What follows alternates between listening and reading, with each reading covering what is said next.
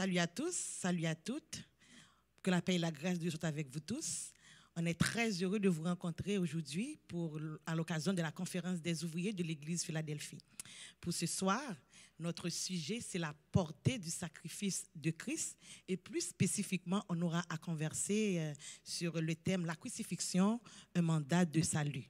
Avant même de poursuivre, je vais vous présenter mes frères et sœurs qui sont avec moi. On a notre frère Élitaire qui est un enseignant du DCEP adulte, notre sœur Michael Sauveur qui travaille avec les enfants dans le DCEP enfants et votre servante Marie-Lucie Pierre, je fais partie du DCEP jeune. Je vais vous passer sœur Michael qui va vous faire la lecture de la parole de Dieu. Merci. À commencer notre causerie, je vais vous lire Actes des Apôtres, chapitre 4, versets 1 à 12. Acte 4, versets 1 à 12.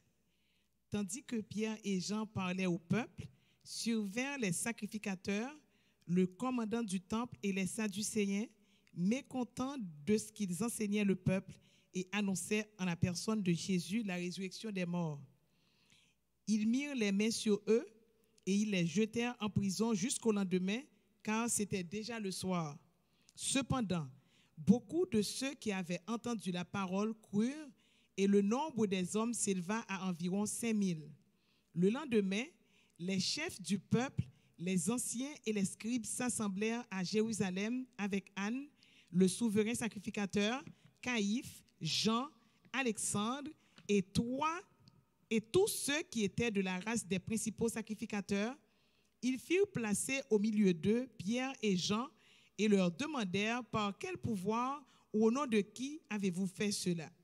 Alors Pierre, rempli du Saint-Esprit, leur dit: chefs du peuple et anciens d'Israël, puisque nous sommes interrogés aujourd'hui sur un bienfait accordé à un homme malade, afin que nous disions comment il a été guéri, sachez-le tous et que tout le peuple d'Israël le sache. C'est par le nom de Jésus-Christ de Nazareth que vous avez crucifié et que Dieu a ressuscité des morts. C'est par lui que cet homme se présente en pleine santé devant vous. Jésus est la pierre rejetée par vous qui bâtissez et qui est devenue la principale de l'angle. Il n'y a de salut en aucun autre, car il n'y a sous le ciel aucun autre nom qui a été donné parmi les hommes par lequel nous devions être sauvés. Amen. Père éternel, nous te disons merci pour ta grâce que tu nous as accordée. Tu nous as rendus capables d'être ici cet après-midi pour avoir une conversation concernant la crucifixion de ton Fils Jésus-Christ. Nous te demandons d'être avec nous, Seigneur, afin que tout puisse se faire par ton esprit et que les gens qui nous écoutent puissent être édifiés à salut. Nous te prions ainsi par Jésus-Christ, ton Fils. Amen. Amen. Bonjour, sœur Marie-Lucie. Bonjour, sœur Michael. Bonjour, frère Élitaire. Bien. Sœur Marie-Lucie, il est toujours question que la crucifixion est un supplice. Est-ce un phénomène juif ou il y a ailleurs dans le monde on trouve cette réalité? Mais d'après ce qu'on trouve dans l'histoire et d'après la Bible, on peut comprendre que la crucifixion, ça n'a pas commencé avec Jésus. La crucifixion, ça existait déjà même dans l'Antiquité, chez les Grecs, chez les Romains, chez les Carthaginois.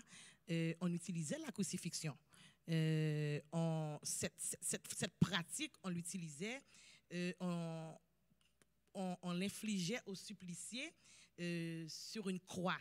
Alors, cette croix que vous voyez maintenant, c'est pas comme ça que ça a commencé. Avant, on attachait la personne à un poteau et c'est de cette façon qu'on le crucifiait. Cette fixation se faisait soit avec des cordes, soit avec des chaînes. Et pour être plus cruel, quand on veut faire souffrir la personne beaucoup plus, on met des clous pour fixer cette personne au poteau. Avec le temps, la croix a pris d'autres formes. On a pu comprendre que les Romains et les Grecs ont rajouté une barre en haut. Ils ont surmonté le poteau d'une barre pour pouvoir fixer les deux bras de la personne. Alors, la crucifixion n'a pas commencé avec Jésus, ça a commencé même dans l'Antiquité, et à travers beaucoup de civilisations, et pendant beaucoup de siècles, la crucifixion se pratiquait. Mais ça m'arrive à comprendre. Est-ce que là, au cloué au monde, qui j'en le fait mourir? Oh, ce que je comprends, le monde ne mourit par asphyxie. Cela veut dire que les suspendus comme ça, tout le poids de son corps va comprimer son diaphragme. C'est un gros muscle qu'on a ici, là, au milieu, va être comprimé. La personne, à un moment donné, va mourir de façon très douloureuse. Hein. Cette personne va mourir par asphyxion. Mais c'est atroce. Pourquoi on faisait ça aux gens? Pourquoi on les faisait mourir de cette façon-là? Mais chez les Romains, on infligeait ce supplice aux gens qui n'étaient pas des citoyens romains. Et pour les gens qui étaient des citoyens romains, c'est des gens pour qui qui avaient perdu leurs droits civiques, qui avaient perdu leur droit de fonctionner comme un citoyen. On l'infligeait également, un maître pouvait en privé infliger la crucifixion à son esclave. On pouvait crucifier aussi les ennemis politiques, les criminels, les pirates. C'est pas ou bien des nobles qu'on voulait comme humilier, on pouvait les crucifier. Il était très méchant ce gouvernement-là. Ouais, c'est cruel par contre. Mais ça m'arrive à comprendre, on m'y pense, parce que l'asphyxie, c'est parce que ou pas je ne l'air, mais lorsque on essaie de transposer dans le cas Jésus-Christ, lorsque les cloués, piller le cloué tout. Donc, c'est que c'est une faute mathématique, un équilibre dans le col. Donc, pas une chute. Donc, comment on le fait asphyxier pendant que tu as autant d'air? Pensez bien que ça ne se fait pas dans 1 minute ou 2 minutes, c'est pendant plusieurs heures de temps. Et ce supplice-là pouvait durer des journées. Donc, douleur, là, moi, c'est temps le prend. C'est temps le prend. Et puis, là, toute partie d'un corps descend pour lui comprimer ce muscle qu'on appelle diaphragme, ça fait en sorte que vous avez une difficulté pour poumon ouvrir pour respirer. Ah oui, même si Pierre Clou est vrai. Hein? Parce que si vous ouvrez 2 bras, je vais vous montrer. Oui. La avec les heures qui passent, c'est sûr que ça va être difficile. Non, sont morts odieuses. Non, c'est dur pour un être humain. Oui, c'est dur. Très dur pour un être humain. Donc, c'est Marie-Lucie, on dit que ce n'est pas seulement en Israël qu'il y avait cette pratique. Ailleurs dans le monde, on avait cette pratique aussi. Oui, ailleurs dans le monde, on avait cette pratique. Comme je l'ai dit tantôt, on le faisait en Rome, on le faisait en Grèce, on le faisait. Même maintenant, pas loin de nous, c'est des pratiques qui se faisaient au Japon. Alors, on a vu dans l'histoire que c'est rapporté que même au début du 19e siècle, on crucifiait certains chrétiens et on les crucifiait tête en bas. Mais ça, c'était pour la persécution de l'Église ou bien? Non, pas pour la persécution de l'Église pendant après Néron, la montée de Néron. Jésus. Non. Dans l'histoire, on trouve que dans certains pays, on pratiquait pas si longtemps la crucifixion et dans les siècles pas longtemps là, on le pratiquait en Japon. Wow. Oh. Donc, il est important que pour nous mettre un accent sur le phénomène, ça, parce que pour un monde a subi un tel supplice, donc. Criminalité vraiment grave. C'est ça. Parce que, mais dans le cas de Jésus-Christ, qui ça qui cause une telle atrocité? Parce qu'il a été dit que l'homme était innocent sur tout le parcours. Mais pourquoi il a eu autant. Oui, vrai, parce que jusqu'à sa mort, on l'a jamais déclaré coupable. Et même Pilate l'a mentionné. Pilate l'a mentionné. Il a trouvé rien contre ce dernier. Ben, sachez qu'il était condamné parce qu'il disait qu'il était fils de Dieu. Pour ces gens, c'était comme une hérésie que quelqu'un dise qu'il est. Donc, c'est un blasphème. C'est un blasphème. C'est un blasphème. C'est un blasphème. Mais et pourtant, nous ne pas de les Bibles, pas de la loi, parce que dans la loi, pas de côté, on parle de un sauveur viendra, que la domination reposera sur son épaule. Il se chargera des iniquités des gens dans Isaïe 53.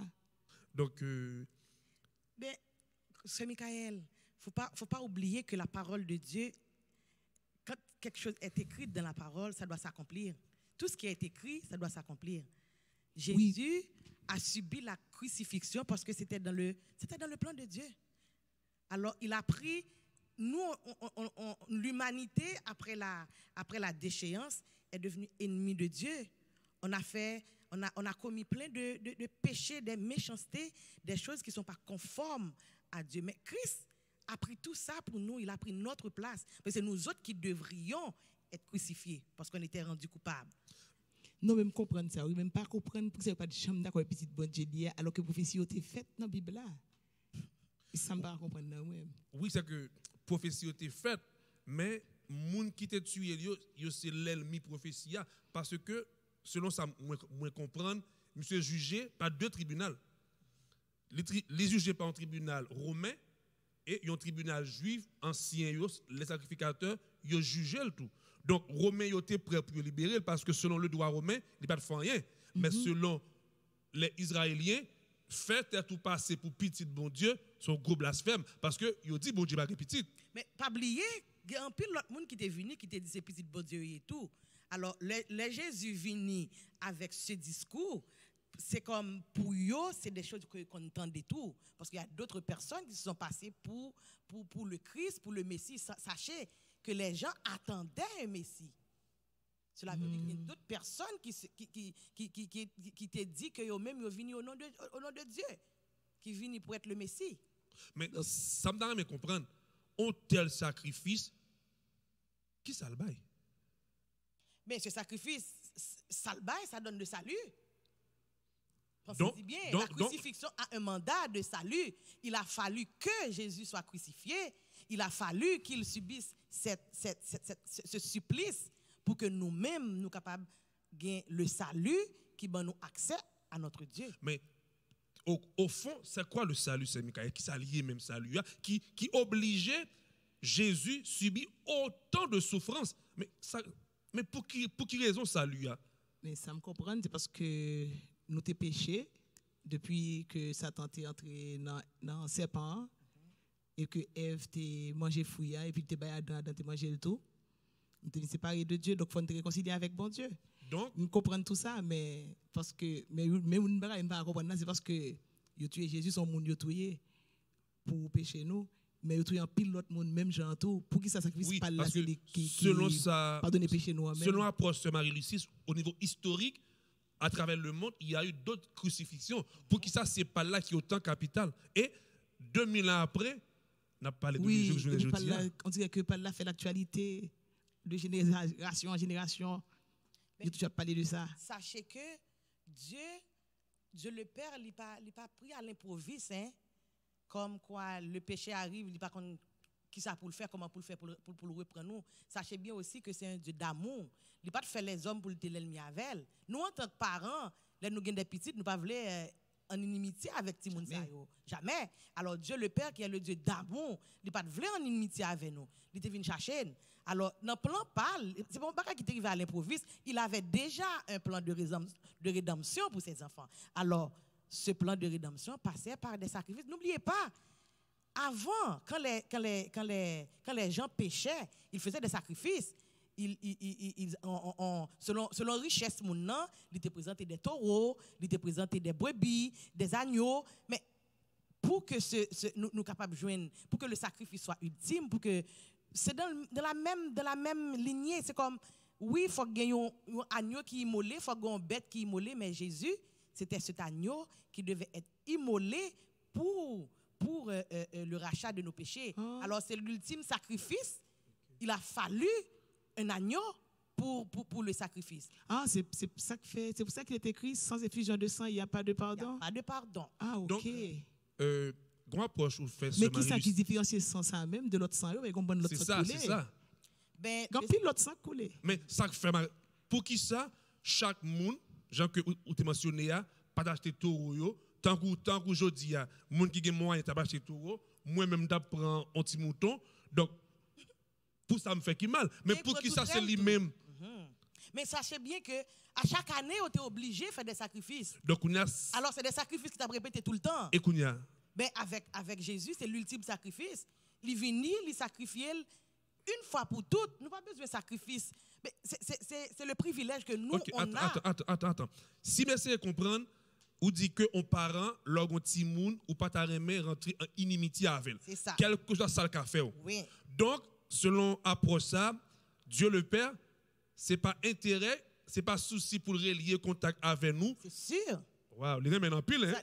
Oui, parce que nous connaissons que l'amour pour nous, il n'y a pas de limite. Non, parce que, comparaison avec des parents qui ont des petits moun, des comportements de petits moun nan gen, parents dit l'abandonner. Mais, selon ça me comprendre de discours là, Dieu le Père, malgré tout ça qu'il a fait, il choisit offrir petit li pour que nous-mêmes nous puissions rentrer en relation à nouveau avec elle. Mais oui, mais il y a une logique là-dedans. C'est un monde qui est malade qui est à l'hôpital. Quelqu'un qui est en santé, il n'a pas besoin de médecin. Alors Jésus est venu pour nous tous parce que nous tous sommes malades. Wow. Il est venu pour lui donner accès au Père. Dieu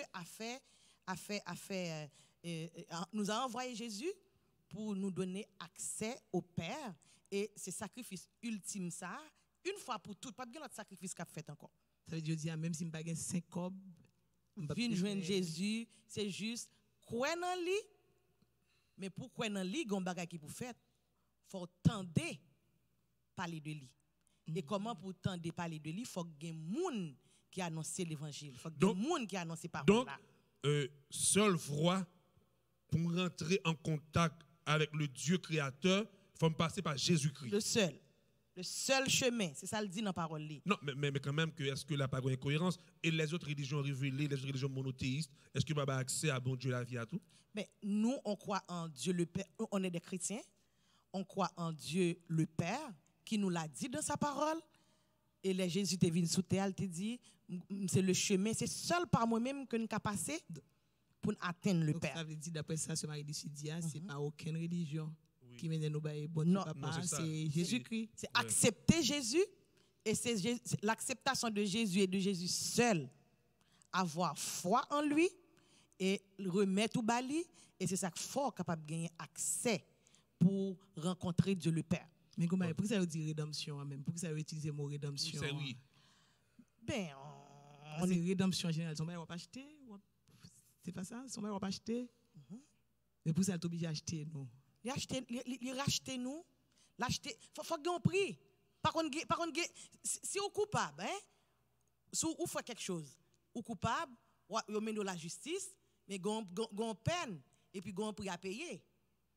C'est pas comme ça, vous juste aller, vous avez un prix à payer. Faut qu'il y ait un monde, si vous ne pouvez pas payer le prix, il faut qu'il y ait un monde qui paye le prix. Oui, mais Sœur Marie-Lucie, ça mon petit Jean passe trop cerné par rapport à l'exemple là, parce que sur le plan pénal, les gens font un crime personnel. Donc, je ne vais pas payer pour madame moi.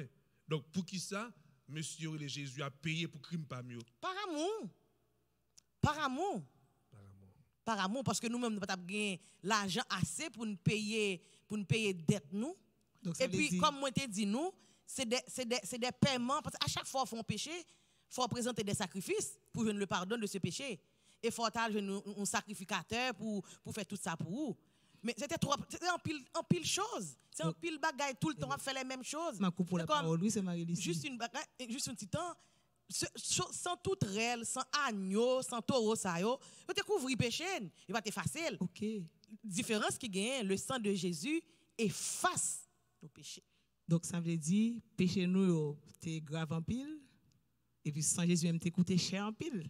Très cher. Ça veut dire ça dépend bagage qui cher pour payer un péché qui cher. Ça veut dire faut nous pas jouer à péché. Non, ça me comprend. En plus, il y en a pas à me comprendre par rapport à ça m'entendez là, c'est que Jésus lui payé dans place moi. Jésus si me comprendre selon approche de Marie-Lucie, si moi fais ça pas bon, moi t'as supposé payer, mais par substitution Jésus prend place moi. Et ce Michael a dit ton bagaille, moi-même peut-être moi m'pas ta payer péché parce que m'pas rien. Donc prime ta là, faut toujours bailler mouton, toujours bailler cabri, toujours bailler bête parce que vu que m'ka fait péché et en plein péché mieux, faut que m'gon sang, faut que gon monde qui était capable de payer et définitivement. Tu as déclaré faillite parce que c'est pas faillite assez parce que c'est pas faillite assez, donc tu as déclaré. Donc, en un mot, question rédemption, hein, le mandat de salut, c'est un gros phénomène. Hein. Est-ce que rédemption, hein, ce n'est pas le message essentiel de la Bible des chrétiens? Ça me comprend, oui. Parce que Jésus, roi des rois, parce que l'autre aspect, Jésus pas seulement moun, hein, Parce qu'il est Dieu aussi. Ouais. Parce que devant Philippe, il a dit, moi et le Père, nous sommes un. Donc pour que deux entités égales fassent une même dimension. C'est ça. Donc, mon Dieu mourit dans la place. Moi. Donc, il n'est pas seulement souffrir, mais dignité, grandeur, s'allier, il mettait le niveau pour moi. Donc, je pense que phénomène saluya, question saluya, sont bagages que nous avons intérêt à tout nous-mêmes pour ne pas parler de l'autre monde de lui. Parce que sinon, nous sommes égoïstes, parce qu'on tel bagaille, nous ne pouvons pas bel pour nous sans que nous ne pas mourir, évangéliser. Donc, je pense que l'important, il faut nous vulgariser saluya. Ça, ouais, c'est Michael. Mais oui, il faut nous parler de gens qui aiment péché, de conséquences péché, de comment péché coûte bon Dieu cher. Oh oui. Parce que nous ne pouvons pas dépenser, non, nous devons faire économie. Imagine bon Dieu aime dépenser tout ça pour les retirer dans le péché. Ou blesser un petit doigt ou j'en le fais mal. Oui. Hein? Tu es malade là, tu vois comment tu souffres.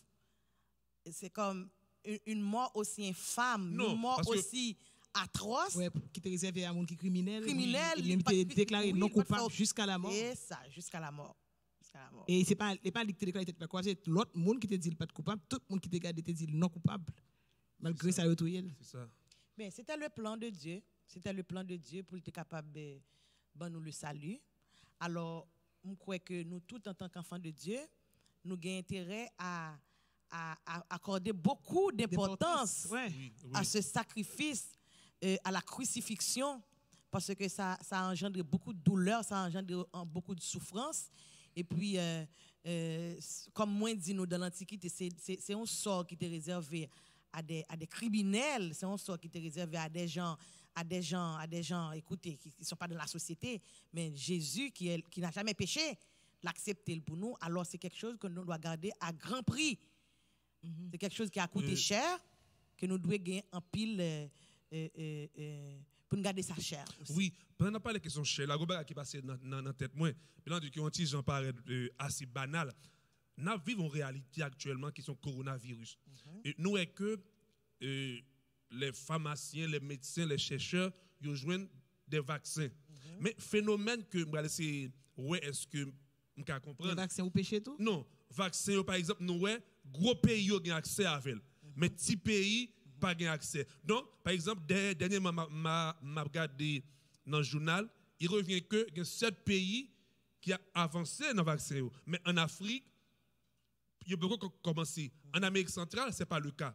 Imaginez, sans Jésus, tu es réparti comme ça. Imaginez que pour nous te sauver, il faut une contribution. Oui. Mais qui est pauvre? Ah ben c'est ça. Mais si je comprends bien, c'est que Jésus lui-même, ce n'est pas la richesse nous regarder ou bien qui race nous, qui nationalité nous, c'est problème péché. C'est ça, parce que pas amour. N'importe qui monde, c'est ça? N'importe qui monde. Eh ben, cela veut dire que si tu n'as pas l'argent pour t'acheter bête pour te faire sacrifice, péché ou monter sur péché. Gratis, c'est ça, mais il est gratuit. Il est gratuit. Il y a une chose à faire. C'est juste accepter Christ, parce que c'est seul lui-même seul qui a avoir accès au salut. Et puis, une responsabilité que nous gagnons nous-mêmes en tant qu'enfants de Dieu, qui avons déjà ce salut, c'est de propager cette bonne nouvelle à moun qui peut connaître, de telle sorte que nous sommes capables de bénéficier de ce salut que nous jouons gratuitement. Donc, en conclusion, ça veut dire que si nous comprenons ce dia, si nous résumer ce dia, péché à lui-même, ou pas besoin d'accepter pour pécher. Nous ne pouvons pas accepter ou péché pareil parce que nous tous péchés, c'est ce que la Bible a dit. Ça lui lui-même faut qu'on accepte personnellement. Il y a quelque chose à faire, c'est ça. Oui, c'est parce que Jésus qui t'a mourir qui fait tout le monde en sauvé. Oui, Jésus dit il mourit pour tout le monde. Il mourit pour tout le monde, mais il y a quelque chose à faire. C'est comme s'il est accessible à tout le monde, mais pour joindre il faut venir prendre. Alors que péché a même des pour fait ou tout gain là. OK. Donc je pense que conversation est assez intéressante, m'apprendre pile bagaille, c'est que plan rédemption, moi je salut seulement en Jésus-Christ. Ça me pour me faire c'est bas Jésus la vie et kounya tout comme moi même moi sauvé et c'est Marie-Lucie aussi, sœur Michael, job nous c'est à évangéliser. C'est ça. Eh bien, sœur Marie-Lucie, c'est ton plaisir, sœur Michael. C'est ton plaisir pour nous faire conversation ça.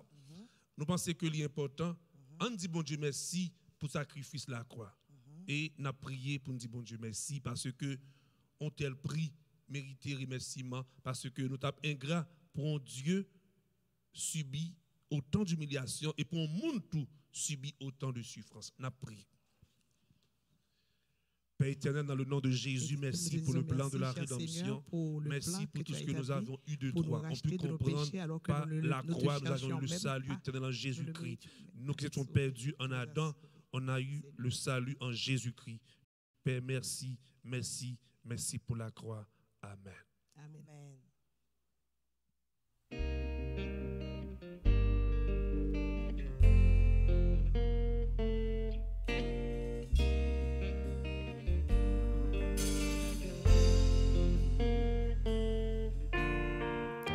L'immensité de ta grandeur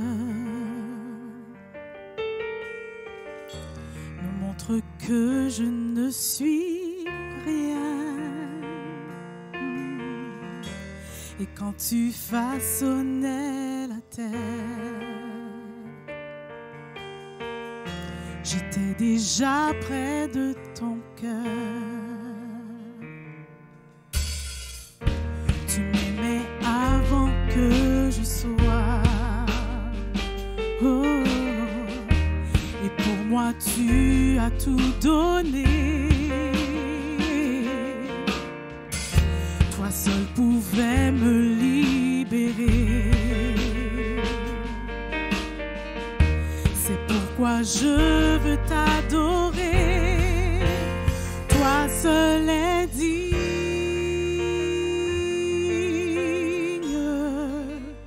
de recevoir louange et gloire pour l'éternité. Toi seul est digne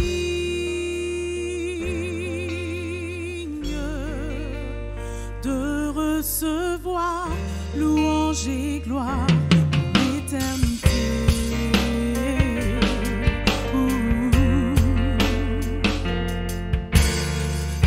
Dans ta présence je me tiens.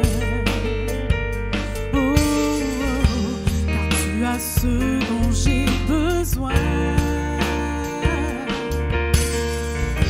La joie, la vie et le bonheur sont dans tes parvis, mon sauveur.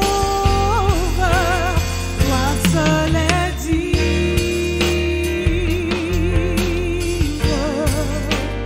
de recevoir louange et gloire pour l'éternité.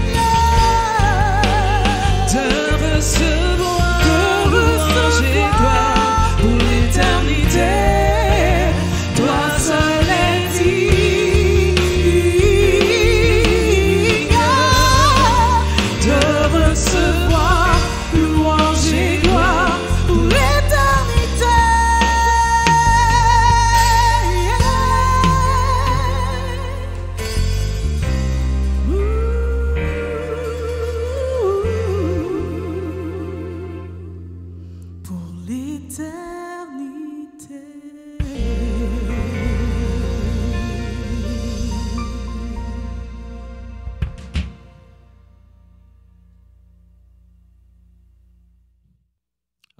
nous vous invitons à lire avec nous le texte 9, Hébreux 9, verset 22.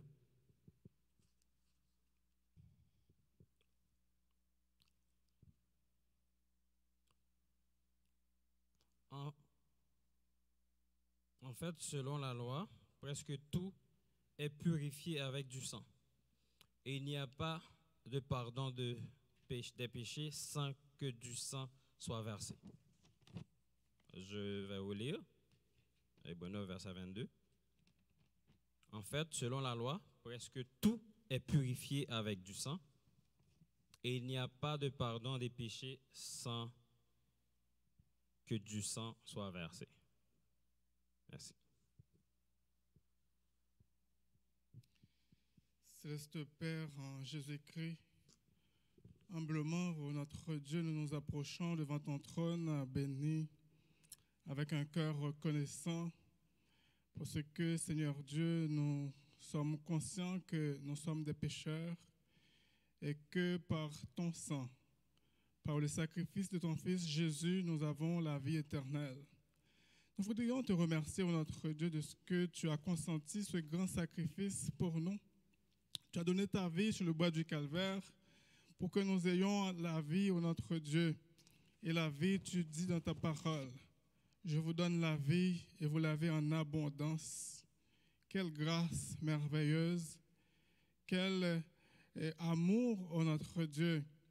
Merci de ce que, ô cher Seigneur, tu as satisfait à la justice de Dieu en nous donnant, en acceptant le sacrifice du Calvaire pour nous donner la vie. Merci. Nous te prions, cher Seigneur, de prendre place autour de nous, dans nos cœurs, et de nous permettre de converser, de parler de toi, parler de ce sacrifice que tu as consenti pour nous sur le bois du Calvaire, lequel sacrifice qui nous donne la vie aujourd'hui. Sois avec nous, sois avec nos auditeurs, ceux qui nous écoutent, cher Seigneur, ceux qui nous regardent à la télé ou sur les réseaux sociaux. Nous te prions de rentrer dans leur maison également et de bénir. Et ceux qui ne t'acceptent pas encore comme sauveur personnel, touche leur cœur, parce que toi seul, par le moyen du Saint-Esprit, peux toucher les cœurs à la repentance. Nous te prions, Père, non en fonction de nos mérites personnels, car nous n'avons pas de mérite, nous ne sommes que des pécheurs. Mais nous te prions dans le nom de Jésus-Christ, ton Fils, lui qui vit et qui règne au siècle des siècles. Amen. Chers frères et sœurs, chers amis, bonsoir. C'est un plaisir pour nous aujourd'hui de pouvoir vous accueillir à l'église baptiste Philadelphie pour pouvoir vous présenter dans les minutes qui vont suivre un sujet très important à l'occasion de la Pâque qui va se faire bientôt et surtout en lien avec la conférence des ouvriers qui commence depuis il y a tantôt quelques jours, donc suivant le jour où vous regardez cette émission. Nous avons avec nous pour participer à ce débat, à cette discussion sur le sujet la crucifixion, processus de rédemption. La crucifixion, processus pour la rédemption. Donc, c'est ce sujet que nous allons débattre avec vous. Et comme je vous ai annoncé, nos frères, vous les connaissez déjà, mais je vous répète le nom. Frère Rodrigue, qui est juste là, et frère Casimir, qui est avec nous, et moi-même, votre serviteur, frère Jean-Robert Oscar. Frère Rodrigue et frère Casimir font partie de la classe Timothée, et moi-même, je fais partie de la classe Gédéon. Alors, je vous souhaite une bonne écoute et au plaisir de pouvoir savoir que vous êtes là avec nous en nous suivant religieusement. Merci. Merci, frère Oscar. Donc, aujourd'hui, nous allons débattre, ou nous allons converser par rapport à ce sujet, la rédemption, bien la crucifixion, qui est un processus, comme dit le sujet, pour la rédemption. Mais ce que j'aimerais savoir d'abord, ce que j'aimerais qu'on mette un peu de lumière là-dessus, c'est la rédemption d'abord. On sait que la crucifixion, c'est le fait de mettre quelqu'un sur un bois cloué. Il y a plusieurs moyens. Je pense que l'autre groupe avant nous avait parlé de ça. Plusieurs moyens de faire la crucifixion. Mais la rédemption, c'est quoi la rédemption et pourquoi quelqu'un a besoin d'un rédempteur? C'est quelqu'un qui peut parler de ça. La rédemption, en fait, c'est, comme vous le savez, que depuis le péché d'Adam, l'homme avait perdu tout privilège pour entrer en contact avec Dieu. Il a perdu tout ça. Donc, fallait-il qu'il y ait un plan pour pouvoir remettre l'homme en contact avec Dieu. Donc, la rédemption peut être définie comme le fait de racheter quelqu'un de l'esclavage. Et puis, ce rachat-là, même dans la vie séculière, présentement, si on prend par exemple le kidnapping qui fait son rage en Haïti. Donc, quand on kidnappe quelqu'un, c'est comme pour qu'on donne que cette personne reste en vie, il va falloir qu'on donne un rançon. Donc, ça, c'est le rachat de l'âme de cette personne-là. Donc, dans ce contexte-là, étant donné que dans Romains 8, verset 23, le texte a dit « Tous ont péché, ils sont privés de la gloire de Dieu. » Lors de la déchéance, lorsque l'homme avait perdu tout contact avec Dieu, fallait-il qu'il y ait un saint. Parce que la rédemption, ça prend quelqu'un. Parce que dans l'Ancien Testament, dans la Nouvelle Alliance, on avait le sang des taureaux pour expier, pas pour expier, mais on pourrait dire pour apaiser la colère de Dieu en tant que tel. OK, ouais. Donc, si je comprends bien, la rédemption en tant que telle, ça prend un prix, ça prend une rançon. Il faut payer quelque chose. Mon frère Oscar, est-ce que tu pourras nous dire que ce prix-là, ça sert à quoi et c'est quoi ce prix de rédemption qu'on parle là? Dans la rédemption, effectivement, il y a un prix à payer. Et le prix à payer, nous savons pertinemment que le Christ l'avait payé au calvaire en acceptant de prendre notre place pour pouvoir payer ce prix que nous-mêmes nous devons payer à notre tour. Parce que comme l'a si bien signalé notre frère Rodrigue, nous sommes tous des pécheurs et nous avons privé de la grâce de Dieu. Mais juste avant de rester sur cette partie de notre discussion, remontons un petit peu plus haut pour voir dans l'historicité de la crucifixion. Qu'est-ce qui se passe? Probablement, le groupe avant nous a déjà élaboré en long et large en ce qui concerne la définition et qu'est-ce qui s'était passé. Mais je prends un petit temps quand même pour rester là-dessus, pour vous faire comprendre que la crucifixion était réservée en grande partie, en particulier, surtout chez les Romains, c'était pour les esclaves et les criminels notoires. Et je vous signale que ces esclaves-là et ces criminels notoires avaient le choix, s'ils sont suivants, s'ils sont riches, s'ils ont un peu d'argent, un peu de biens, ils étaient capables de choisir maintenant, soit de mourir honorablement honorablement, c'est un bien gros mot, soit d'accepter la pendaison, par exemple. C'est un choix. S'ils ne veulent pas se sacrifier, ils pouvaient également choisir de mourir d'une autre manière. Tandis que Christ n'avait pas ce choix-là. Christ n'avait pas ce choix. Il devait accepter l'affreuse. Et chez les Israélites surtout, la crucifixion a été adoptée, on l'a considérée comme une malédiction. C'est une malédiction, quelqu'un qui se voit exécuté par la crucifixion, c'était une malédiction chez les Israélites.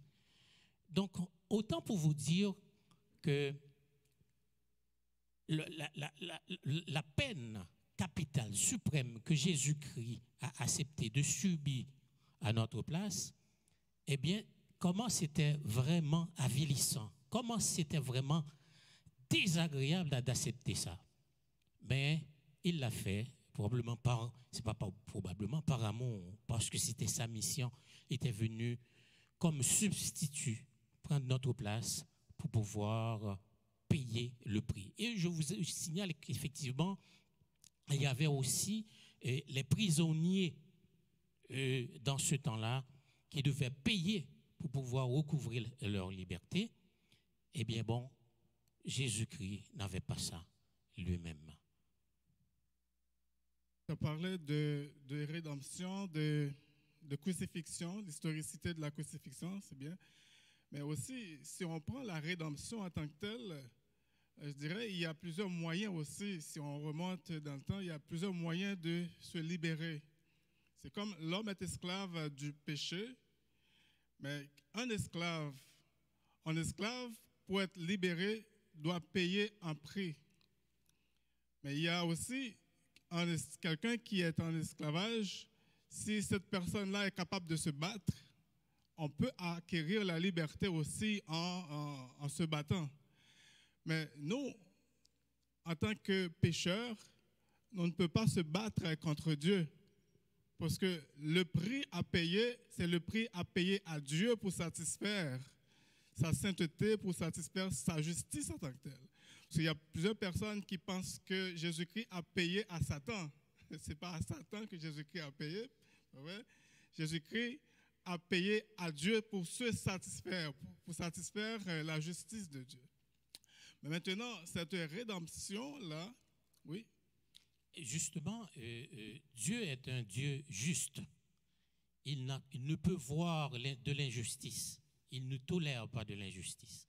C'est pour ça, devant Dieu, nous pouvons faire quoi que ce soit qui pourrait lui être agréable en étant pécheur. Donc il a fallu, ipso facto, accepter de par lui-même son propre fils qui serait l'agneau sans tache parfaite pour pouvoir payer. Parce qu'il y avait personne, même le monde entier réuni, ne pouvait satisfaire la justice de Dieu. Donc c'est pour cela qu'effectivement c'est Jésus-Christ. Mais puisque nous sommes dans la rédemption, disons que c'est quoi la rédemption?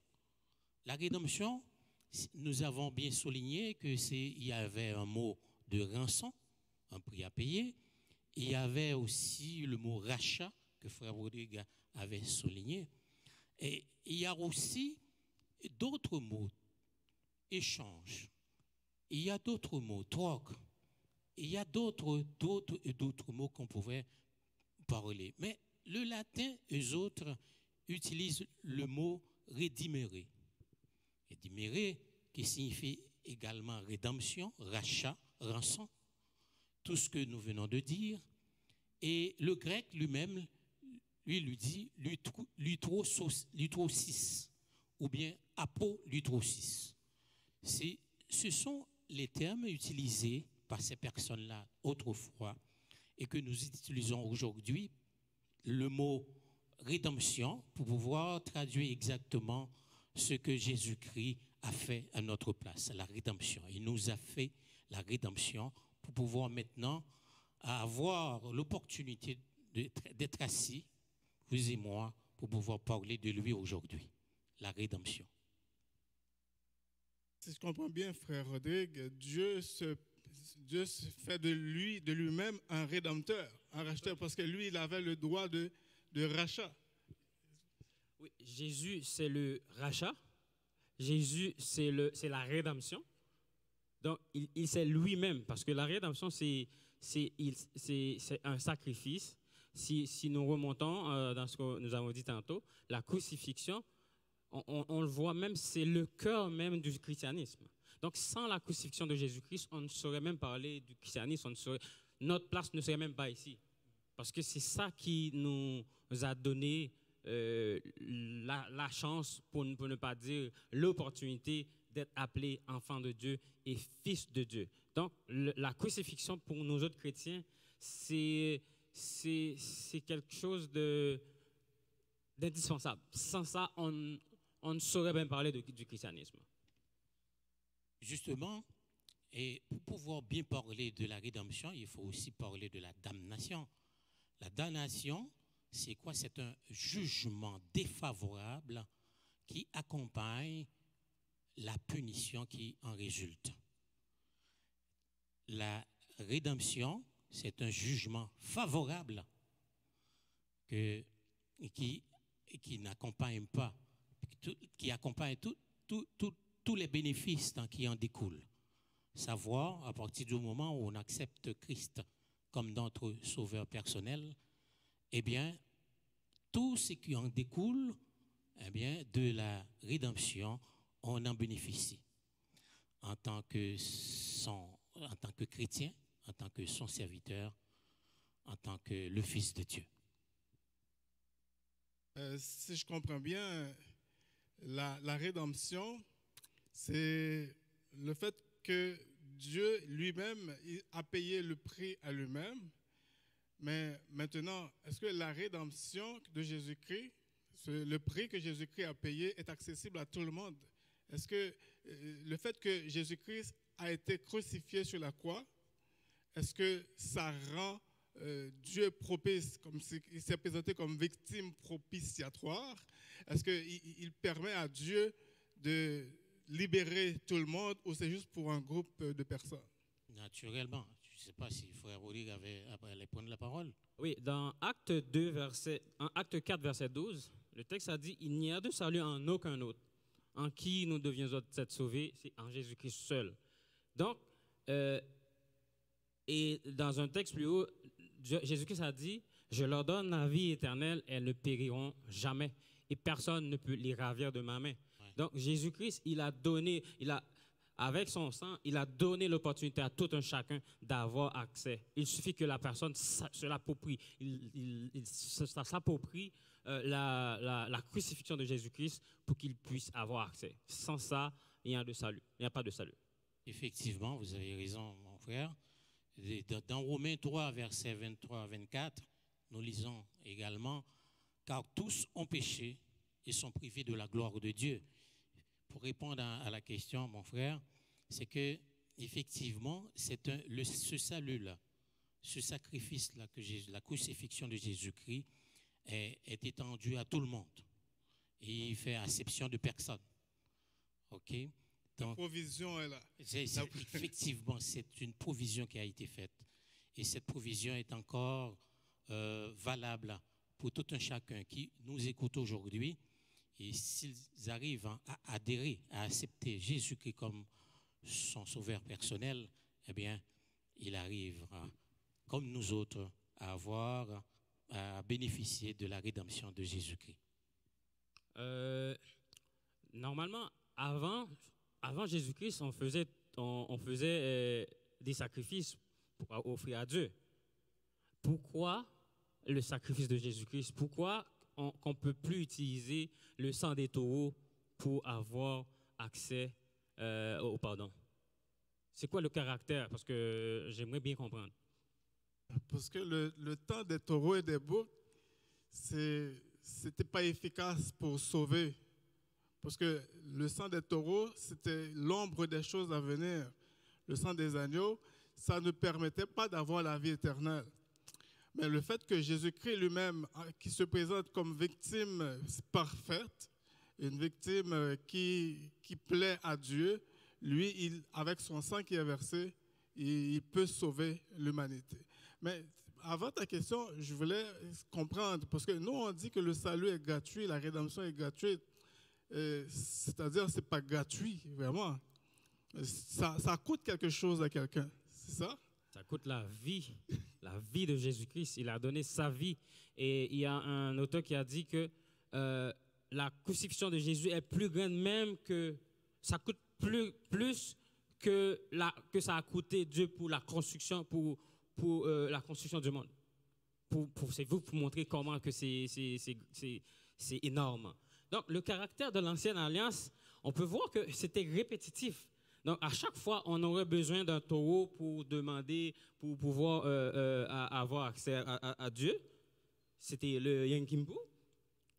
Donc, mais pour Dieu, est-ce que sa justice était satisfaite, d'après toi, frère Casimir? Bon, il ne nous reste pas beaucoup de temps, mais on va dire rapidement que, premièrement, c'était un acte parfait, un acte définitif.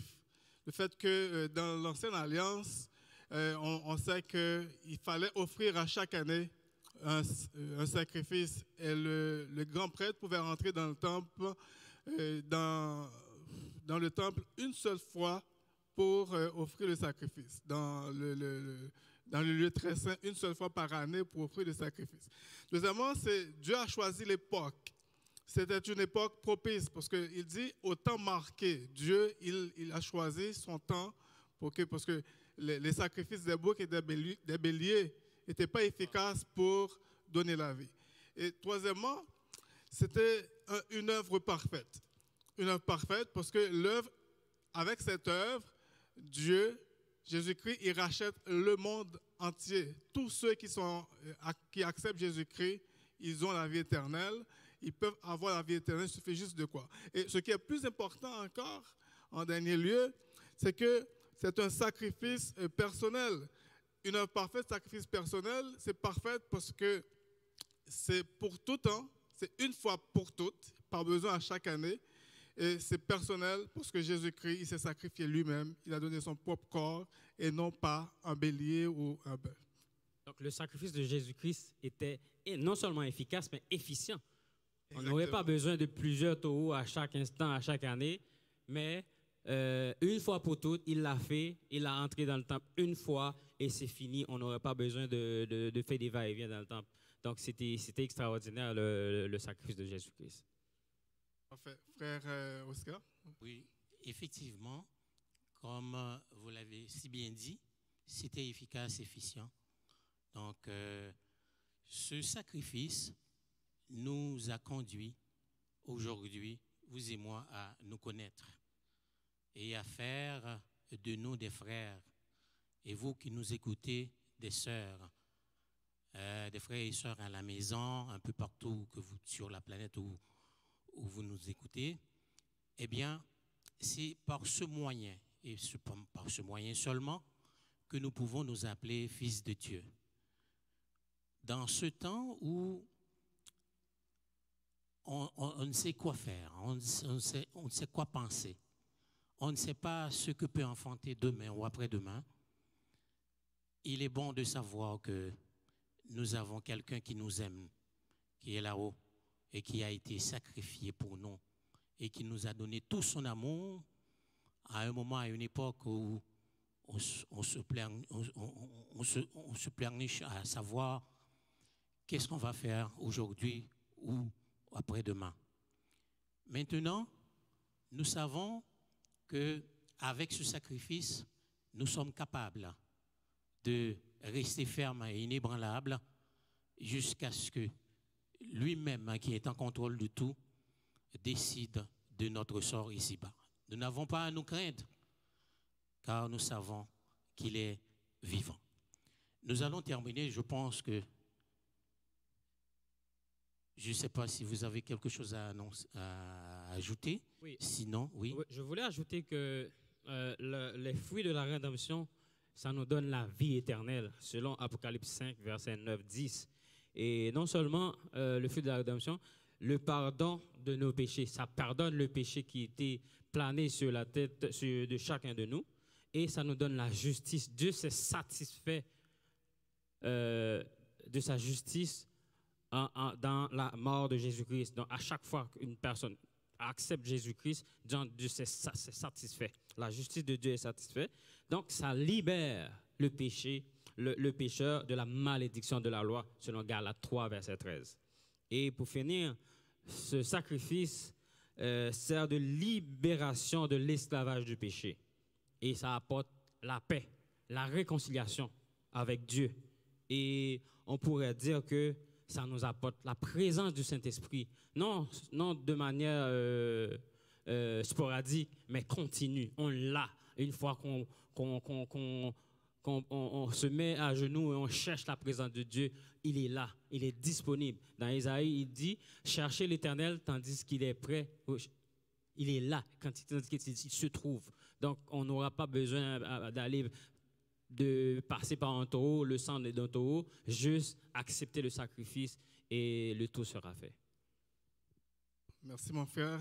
Je pense qu'on va se mettre debout pour terminer. Je vais prier pour vous. Juste avant, je vais faire la conclusion. Maintenant, il y a deux mots. Deux mots, c'est un maintenant, un désormais. Qu'est-ce qui est maintenant? C'est que dans Romains 8, verset 1er, maintenant, il n'y a aucune condamnation pour ceux qui sont en Jésus-Christ.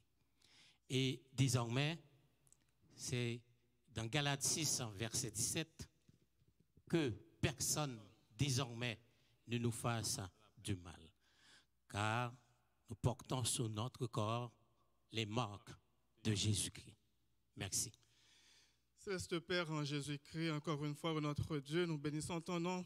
Merci Seigneur de ce que tu as permis que nous puissions converser autour de ta crucifixion qui nous donne la paix, la crucifixion qui est la rançon payée pour nos péchés. Toi qui es celui qui est capable de nous délivrer de nos péchés, de nos oppresseurs, surtout de Satan le diable qui nous guette à chaque instant. Merci Seigneur et bénis chacun de nous, bénis chaque personne à la maison. Permets, oh, cher Seigneur, que ceux qui ne t'acceptent pas puissent comprendre l'importance de ce sacrifice que tu as consenti sur le bas du calvaire pour nous donner la vie éternelle. Nous te prions de nous bénir, d'être avec nous. Au nom de Jésus-Christ, nous te prions. À qui soit la gloire au siècle des siècles. Amen.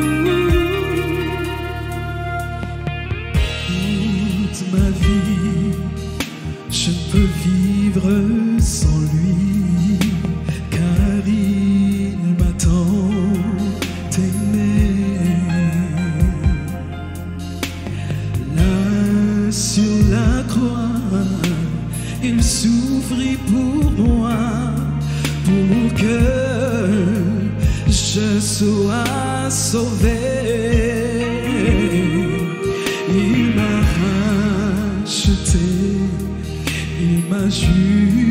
crucifié et il m'a glorifié. Non, rien ne me séparera de Jésus.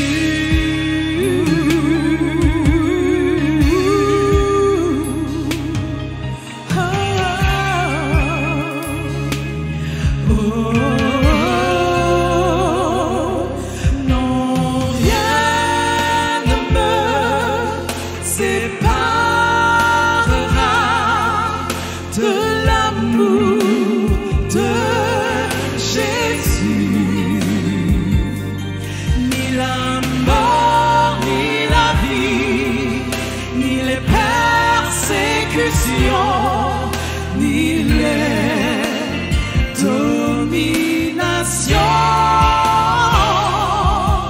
ni les choses présentes, les choses à venir, ni toutes les puissances.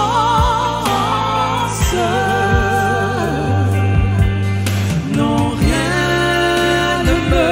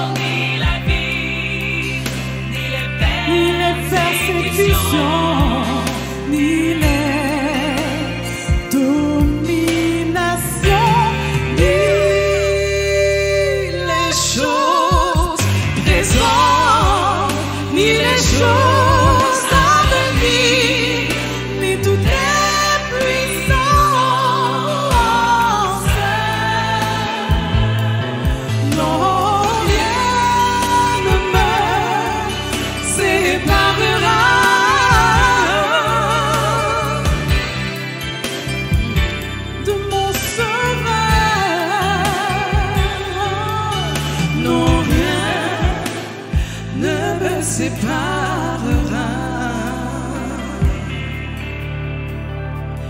de Jésus.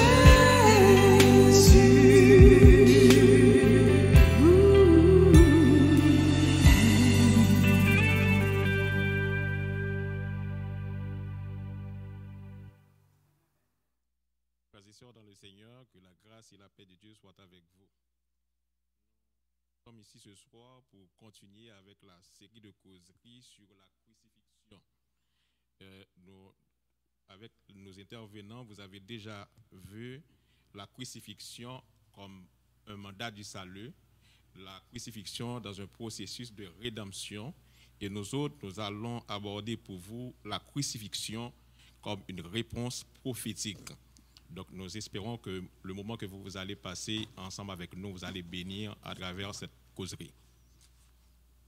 Donc, pour ce soir, c'est votre serviteur, frère Saint-Hubert Riffels, et notre frère bien-aimé, frère Ronald Gaston, tous deux moniteurs de la classe Caleb.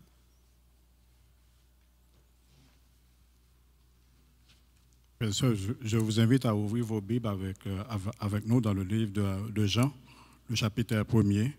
Et nous lirons le verset 34, du verset 29 au verset 34.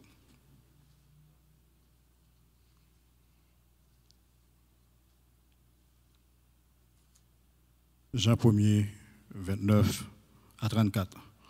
Le lendemain, il vit Jésus venant à lui et il dit, « Voici l'agneau de Dieu qui ôte le péché du monde.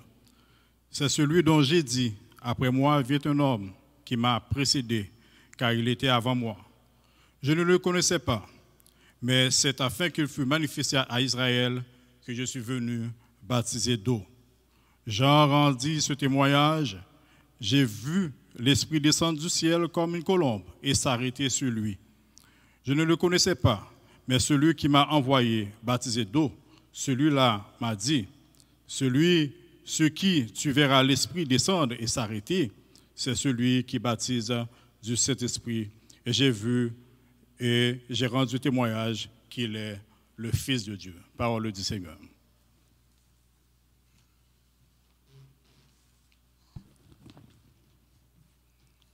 Prions Dieu pour commencer la causerie. Éternel, notre Dieu, notre Seigneur, nous voulons te bénir, nous voulons te rendre action de grâce pour ta fidélité envers nous. Merci, notre Dieu, de ce que tu nous as cherchés partout et tu nous as mis à la place qu'il faut pour que ce soir, nous puissions parler de ta résurrection, de ta crucifixion. Bénis ce moment que nous allons passer, cher Seigneur.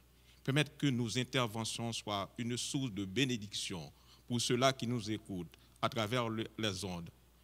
Seigneur, permettre que ce moment que nous allons passer sera un moment béni parce que tu nous as garanti ta présence, parce que tu nous dis, là où 2 ou 3 sont réunis en ton nom, tu es parmi nous. Nous comptons sur ta présence, notre Dieu, pour que ce moment soit bien passé et ce moment soit un sujet de bénédiction pour tous ceux-là qui nous écoutent. Nous te prions ainsi, Père, au nom de Jésus, notre Sauveur.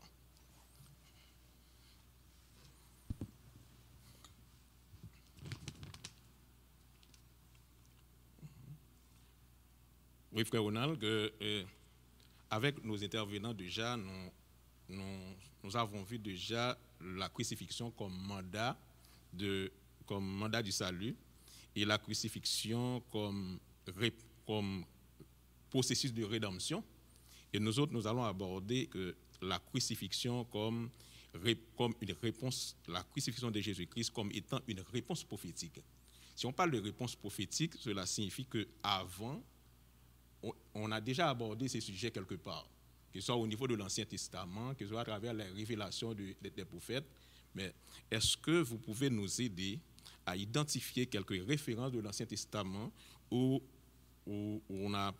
la crucifixion a été révélée et annoncée? Quand on parle de crucifixion, ça nous renvoie à Jésus-Christ, notre Sauveur.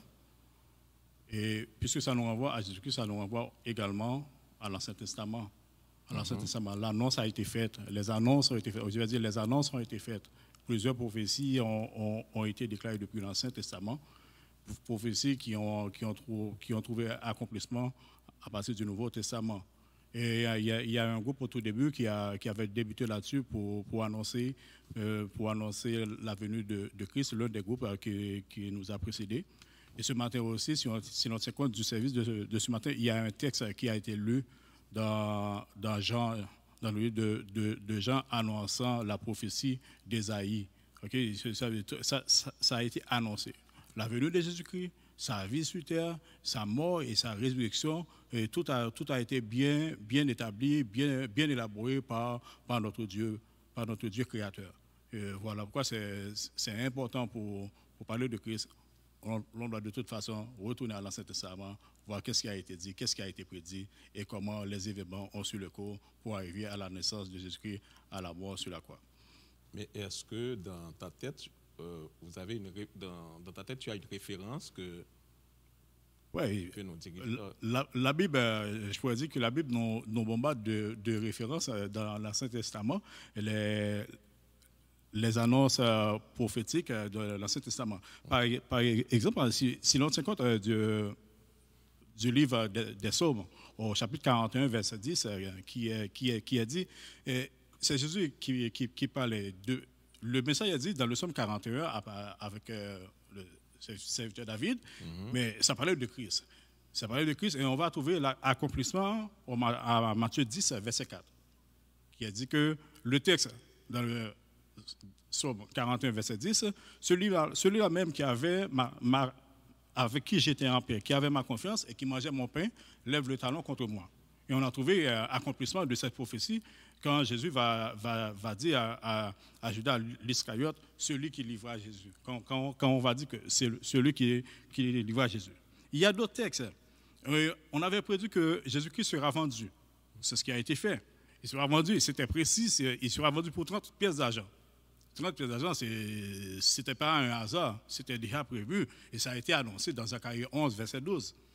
Et l'accomplissement s'est réalisé dans Matthieu 26, verset 15. Il y en a beaucoup, à relater. Et celui qu'on a entendu ce matin, l'Esprit du Seigneur est sous moi, dans le texte du service de ce matin. Mais est-ce qu'on pourrait dire que quand Dieu, dans sa conversation avec Adam dans le jardin d'Éden, lors de la sanction quand Dieu prenait des sanctions contre ces gens-là, Adam, Ève et Satan. Dans Genèse chapitre 3, verset 15, est-ce qu'on peut faire une corrélation entre la crucifixion de Jésus-Christ et ce verset-là? Si je comprends bien, tu veux parler de la chute de l'homme. Ouais. Okay. Ou bien sûr, la chute de l'homme, comme le groupe l'a dit avant notre arrivée, que le salaire du péché, c'est la mort. Dieu, dans sa justice, ne peut pas tolérer le péché, ne peut pas admettre le péché. Il faut qu'il y ait un prix. Et nous avons vu, on va voir plus tard dans notre cheminement, quand on va parler d'agneau, on va voir que les types de sacrifices. Mais maintenant, en Genèse 3,15, quand Dieu a publié les sentences relatives à chaque groupe, à Adam d'abord, à Ève et au serpent, et manifestement à Satan, Dieu avait dit en Genèse 3,15, c'est là le début. Bon, bien qu'en Apocalypse, il a dit que le plan de Christ, ça a été le plan de la mort de Christ, de la venue de sa vie suite et de sa mort, a été déjà bien élaboré, bien avant la fondation du monde. C'est dit dans l'Apocalypse, mais le plan de Dieu pour aller chercher l'homme, pour le ramener à lui, après sa déchéance, c'est en Genèse 3,15. En Genèse 3,15. Je mettrai une inimitié entre toi et la femme. Entre sa postérité et ta postérité, celle-ci t'écrasera la tête, mais tu lui blesseras le talon. Depuis lors, ça a été annoncé. C'est une prophétie révélée par Dieu. Ça, c'est la toute première. OK.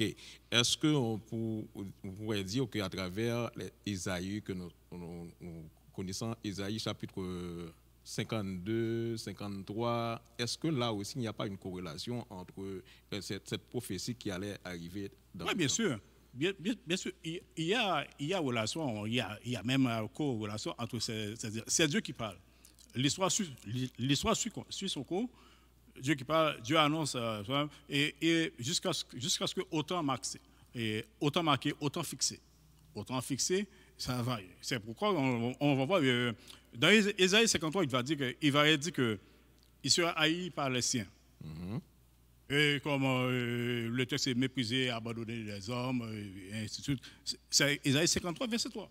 Et ça a trouvé accomplissement dans Jean. On a vécu le constat, c'était une constatation qu'on avait fait après, lorsqu'on a arrêté Jésus, c'est comme si c'était une confirmation de ce qu'ils avaient prédit dans Ésaïe. Oui, c'est ça. Et on va voir que dans Ésaïe 53, toujours, verset 5, mais il était blessé pour nos péchés, brisé pour nos iniquités. Le châtiment qui nous donne la paix, c'est important, le châtiment qui nous donne la paix, malheureusement, on ne va pas rester à analyser bibliquement ce texte. Le châtiment qui nous donne la paix est tombé sur lui. Et c'est par ces meurtrissures que nous sommes guéris. Et cette prophétie a trouvé accomplissement dans Matthieu 27, verset 26. Donc maintenant, connaissant maintenant, on a pu établir vraiment le caractère prophétique de la crucifixion de Jésus-Christ. C'est-à-dire que tout a été prédit. Ce n'est pas au hasard que la crucifixion de Jésus-Christ est arrivée, c'est ce qui a été annoncé dans l'Ancien Testament réellement. Dieu était au contrôle depuis la création, Dieu est en contrôle maintenant, Dieu va être toujours au contrôle de tout. Il n'y a rien qui échappe à notre Dieu. Donc maintenant, ma question maintenant que je me pose, donc, concernant l'agneau, pourquoi dans Jean chapitre 1er, verset 29, quand Jean voyait arriver Jésus, il disait, voici l'agneau de Dieu qui ôte le péché du monde. Et pourquoi pas un autre animal? Pourquoi? Pourquoi Jean a insisté, voici l'agneau de Dieu. Pourquoi pas un autre animal? Ouais, c'est très important. Là encore, il faut se référer à l'Ancien Testament. Il faut se référer à l'Ancien Testament, car nous retenons encore le texte, car le salaire du péché, c'est la mort. Et le peuple avait pour sacrifice, avait pour obligation, quand quelqu'un a péché, pour aller devant Dieu, pour aller demander pardon. Et dans l'Ancien Testament, nous voyons que cet agneau, et ce sacrifice qui a été fait, couvrait le péché, mais n'effaçait pas le péché. Ok, ça c'est l'Ancien Testament. On est en plein judaïsme, on est en plein Ancien Testament. Ça couvre le péché. C'est pour ça qu'il a dit, voici l'agneau qui ôte. Le terme ôte ici, on pourrait même remplacer par qui efface le péché du monde, une fois pour toutes. Et il y a un des groupes tantôt qui c'est un sacrifice exceptionnel. Wow. Ça concerne tout le monde, pas une seule personne. Ça concerne tout le monde et ça ne concerne pas un peuple, mais l'humanité. C'est comme si l'agneau, c'était un animal atypique même pour le sacrifice. Mais on dirait que c'était même demandé par Dieu, c'est ça? Oui, c'est Dieu même qui après la sortie de l'Égypte, la traversée du désert, le peuple arrive à Canaan. Maintenant, Dieu va donner les différentes lois. Les lois cérémonielles, les 10 commandements, toutes les lois que le peuple en a besoin pour pouvoir fonctionner. Et parmi ces lois, les lois religieuses, Dieu va donner ces lois pour dire, voici, quand il y a eu quelque chose, voici comment on doit régler cette situation, c'est quel genre d'animal, c'est quel type d'animal aussi, et puis c'est quoi son âge, tout, et comment le sacrifice doit être réalisé, et qui doit faire le sacrifice. Est-ce qu'on peut dire c'est ce même agneau que le prophète Isaïe parlait dans Isaïe 53, verset 7, quand il parlait de l'agneau qui serait arrivé? Est-ce que c'est ce même agneau? Oui, c'est cet agneau. C'est de cet agneau qu'ils avaient parlé. Il n'y a pas de doute là-dessus. C'est de cet agneau, parce que Isaïe fait partie de l'un des prophètes prophétiques qui ont prophétisé la venue, la mort et la résurrection de Christ. Maintenant, connaissant que l'agneau a déjà été immolé pour nous, la provision du salut est faite, c'est quoi maintenant notre démarche maintenant? C'est quoi notre apport pour arriver à jouir de ce privilège du pardon que Jésus-Christ a fait pour nous? C'est très simple. On se réfère à Jean 3, 15, à Jean 3, verset 16. Qui dit que car Dieu a tant aimé le monde qu'il a donné son Fils unique, afin que quiconque croit en lui ne périsse pas, mais qu'il ait la vie éternelle. Ça, c'est la responsabilité de tout chacun. Après avoir entendu parler de Jésus-Christ, maintenant nous sommes dans la période pascale, nous commémorons la mort et la résurrection de Jésus-Christ. Bon, bien que pour nous chrétiens, c'est tous les jours qu'on célèbre, qu'on dit merci à Dieu pour la venue de son Fils, pour la mort et la résurrection de Jésus-Christ. Eh bien,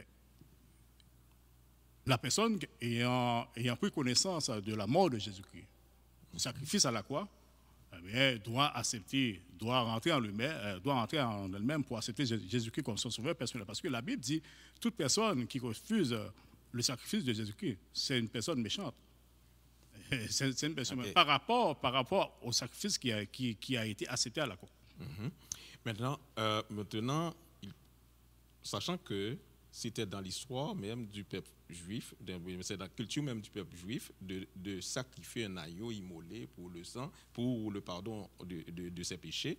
Donc, est-ce que maintenant est-ce qu'on pourrait établir une différence ou bien une sorte d'une comparaison entre le sacrifice judaïsme et le sacrifice de Jésus-Christ? Oh, il y a une énorme différence.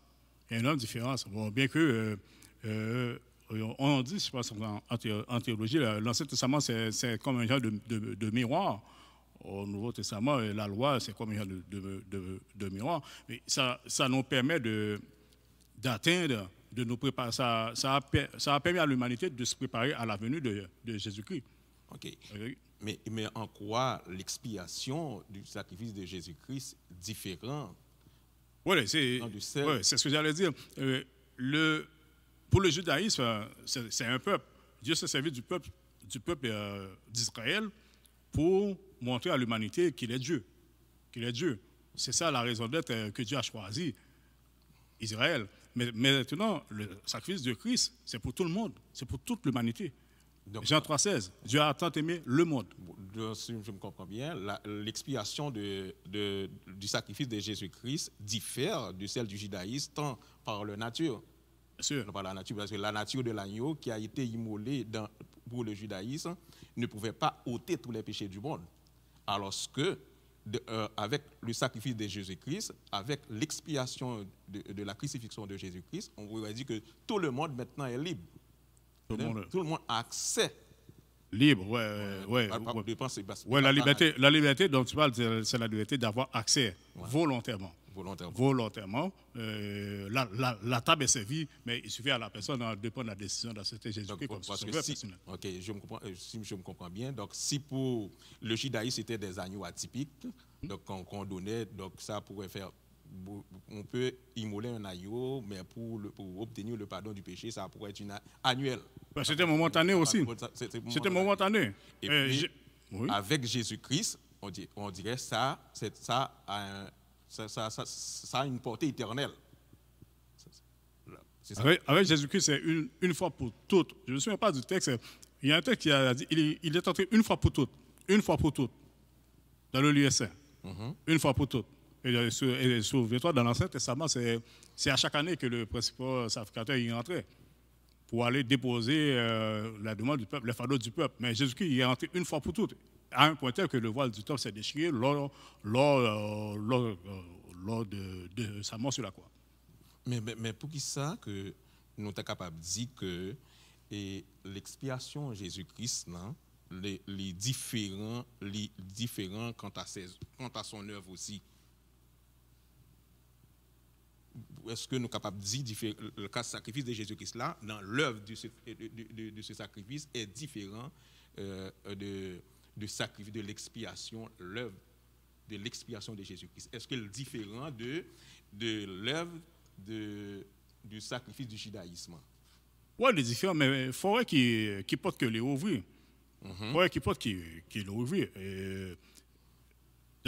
D'abord, il pardonne les péchés, j'aimerais dire, il ôte les péchés du monde.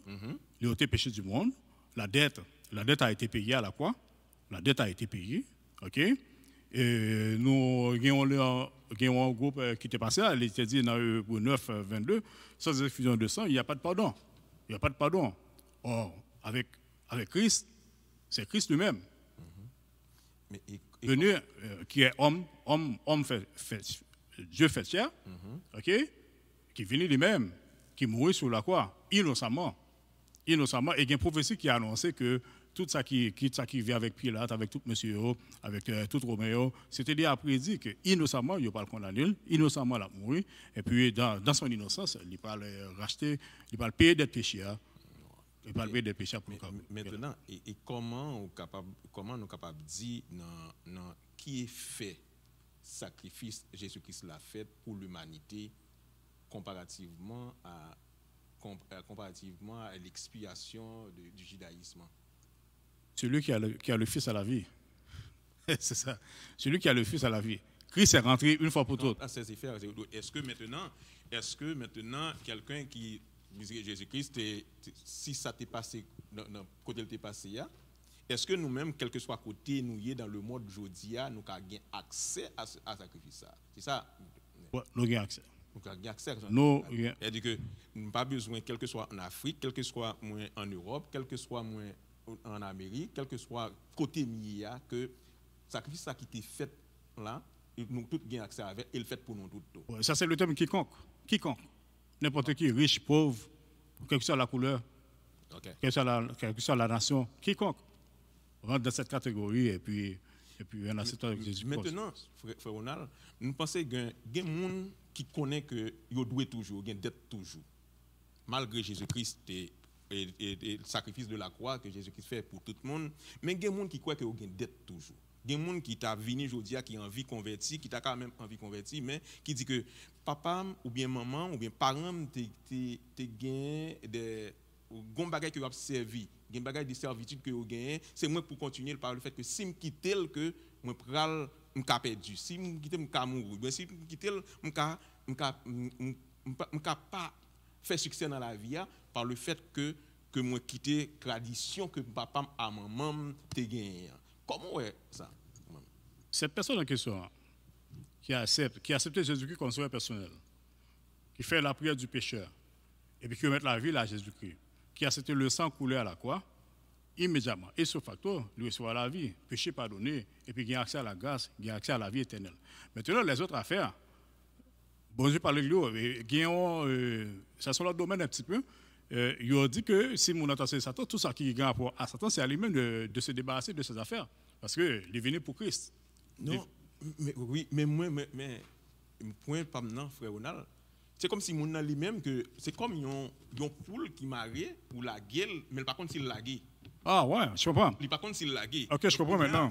Est-ce que qui ça que nous-mêmes, en tant que chrétiens, que nous devons faire aujourd'hui pour que nous ne pas même conscient que dès que tu as payé déjà, vous connaissez que vous êtes esclave tout, alors que la provision de la liberté est déjà faite par Jésus-Christ. Okay. Donc, c'est qui ça que nous qui conseille que nous cabaye monde ça qui à travers le monde qui croit que vous avez une dette alors que dette la payé déjà. Au monde comme ça, c'est d'abord après sa conversion, c'est un monde qui croit dans mon Dieu, qui sait qui gagne la vie éternelle, qui va même rendre compte qu'il gagne la vie éternelle. C'est maintenant l'église, chita dans classe d'enseignement, classe de formation, prier avec lui, lire la Bible avec lui, expliquer la Bible. Il faut que les disposés aussi est disponible pour écouter la parole de Dieu, pour montrer qui ça bénéficie en acceptant Jésus-Christ comme sauveur personnel. Oui, ok. Ça, donc, c'est bien. Et que nous croyons que ça nous comprend que ça nous a dit que provision salut a fait déjà. La provision du salut est déjà faite. Donc maintenant, c'est pour rentrer, c'est pour arrêter pour faire des marches. Ce n'est pas seulement, souvent que nous connaissons des amis de l'église, nous avons des gens qui remettent à travers les ondes, qui remettent tel ou tel pasteur, qui remettent telle ou telle prédication, mais qui ne veulent pas faire démarcation ça pour accepter Jésus-Christ comme sauveur personnel. Le fait que vous connaissez qu'en acceptant Jésus-Christ, comme si par rapport à ça que vous croyez, par rapport à la croyance, par rapport à ça, ça dans la famille ou dans la culture, vous connaissez que vous ne pouvez pas faire succès, vous ne pouvez pas délivrer. Donc, le fait que vous connaissez que, étant que vous dette que vous gagnez, il faut vous servir, ça pas vous servir. Faut que culturellement, c'est ça que vous croyez. Donc, qui ça que nous-mêmes que nous avons dit? Oui, c'est ça tout à l'heure. Culturellement, oui, je comprends. C'est réalité pas nous comme haïtiens. Mais c'est mettez-moi à l'église, mettez chita formel. Formez-lui, comprendre la parole de Dieu. Comprendre la parole de Dieu. Parce que la dette a été payée à la croix. La dette a été payée à la croix. Le sacrifice a été fait. Mais moi, ça, il faut connaître qui s'est passé. Et qu'on a si Satan, on n'a pas esclave Satan encore. Les serviteurs ou bien servants de Dieu. Si nous apprenons un terme, ça, il vient esclave Christ. Il vient co-héritier avec Christ, mais héritier de Dieu, co-héritier avec Christ. C'est important pour nous montrer qui j'ai l'action que lui poser, que lui avancer, lui demander Jésus-Christ comme sauveur personnel à un moment donné dans son existence. Donc, si je comprends, ça veut dire que par rapport à toute cette série d'exposés ça que nous sortons, puisque nous parlons de crucifixion comme mandat du salut, c'est comme un papier qui est déjà signé. L'autorisation est déjà signée. Maintenant, c'est à nous. Et c'est à nous de faire part pour participer à cette autorisation déjà là pour nous. On dit que apport par nous, c'est faire des démarches ça pour nous accepter provision. Oui, c'est démarche ça que nous faisons. D'abord, moi-même avant, on leur nous tenons l'évangile, soit par nous, soit à l'église, nous te prenons des décisions.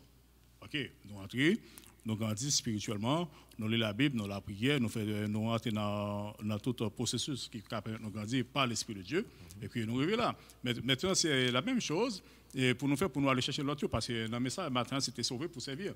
Et nous sauver pour nous servir, pour nous aller chercher l'autre, parce que le sang est là, il faut nous faire, nous connaître, il y a un sang qui coule. Oui, il y a une force dans Christ.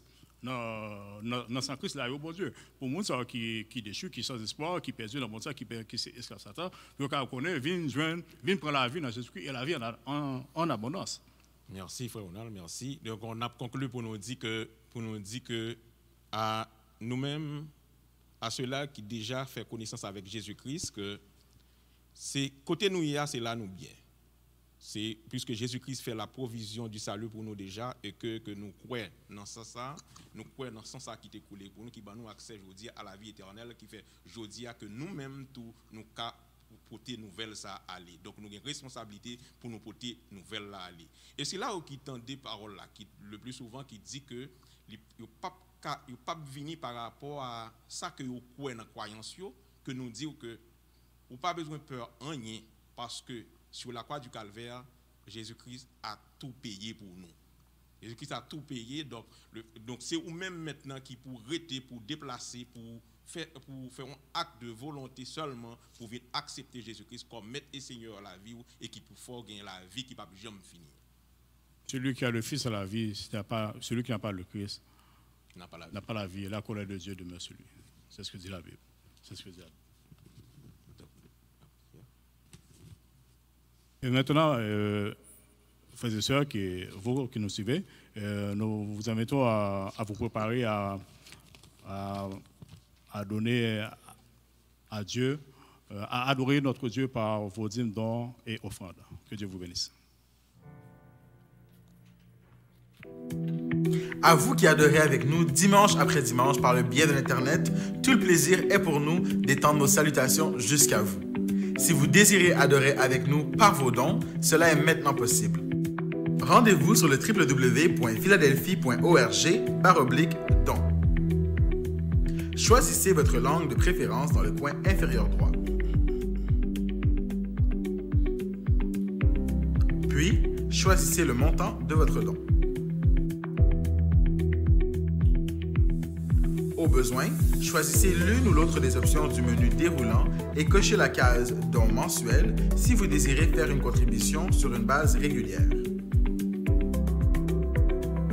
Vous avez ensuite le choix de faire votre don à partir d'un compte PayPal déjà existant ou faire un don avec une carte. Important, si vous êtes déjà membre de l'Église évangélique Philadelphie et que vous avez un numéro de dîme, inscrivez-le dans la case « Écrire un message ». Puis, remplissez le formulaire de vos informations personnelles afin de compléter le processus.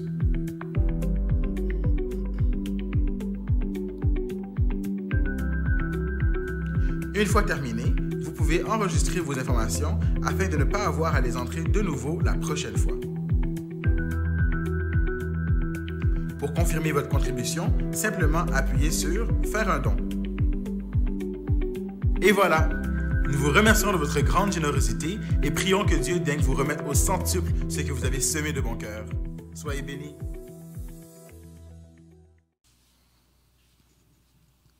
Éternel, notre Dieu, notre Seigneur, nous n'avons pas de mots pour nous exprimer remerciement nous à nous-mêmes, Seigneur, pour grâce ou pour fidélité envers nous. En dépit des circonstances, en dépit de cette pandémie, mais Seigneur, tu as créé un moyen pour nous de pouvoir te servir, de pouvoir rester à tes pieds, parce que tu nous visites jour après jour dans notre demeure. Merci notre Dieu Seigneur pour fidélité. Merci pour toute grâce que nous avons bénéficié. Merci Seigneur pour tout cela où notre Dieu où te permettre qu'il t'ait quitté ça et fait pour capable tendre causerie ça Seigneur. Et nous espérons que notre Dieu service à soi va un sujet de bénédiction pour cela où qui vient prendre le temps pour tendre nous, pour cela où qui vient prendre le temps pour participer avec nous. Nous prions comme ça, nous demandons va bénir notre Dieu service multimédia. Notre Dieu, qui de vous corps et âme, notre Dieu, pour que la séance ça ait bien passé.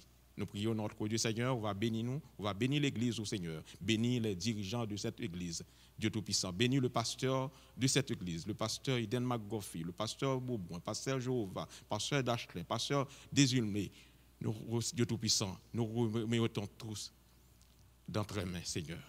Bénis ce moment que nous allons passer. Bénis notre Dieu. Permette que Dieu Tout-Puissant nous capable de retourner dans la joie et dans la paix. Que Seigneur, que le travail a été bien fait puisque tu nous as assistés. Nous te prions ainsi, Père, au nom de Jésus, notre divin Sauveur. Amen. Et maintenant que la paix et la grâce du Seigneur, l'amour du Dieu le Père, la douce et intime communion de l'Esprit Saint reste et demeure sur chacun de nous, à présent et pour les siècles des siècles. Amen.